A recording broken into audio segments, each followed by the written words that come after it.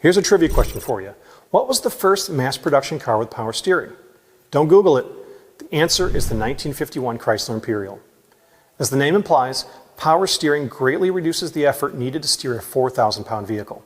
Without it, driving would be an ordeal, especially in low-speed situations where you're pulling into a parking spot or trying to squeeze your car into the last empty spot at a gas station.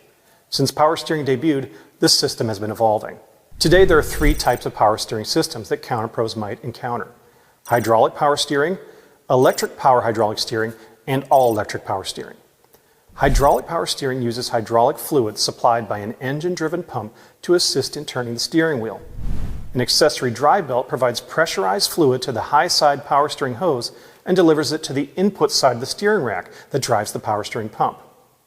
Power steering fluid is pulled from the reservoir, which is replenished by a low-side power steering hose that returns fluid from the gear at low pressure. In the push for better fuel economy, manufacturers have introduced new electric systems to reduce the load in the engine. Electric power hydraulic steering uses similar components as the traditional hydraulic units, but the hydraulic steering pump is driven by an electric motor instead of the engine.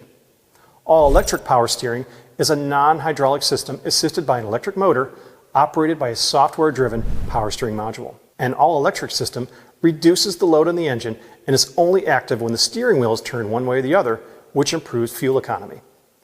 Replacement opportunities for power steering systems include power steering pumps, filters, pulleys, reservoirs, and hoses. Because replacement power steering pumps often can be damaged during installation due to reuse of the original pulley, you might want to recommend a power steering pump with a pre-installed pulley. Many all-electric steering systems aren't field serviceable, so they're usually replaced as a unit.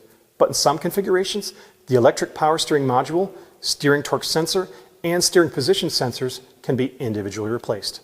I'm Josh Cable. Thanks for watching.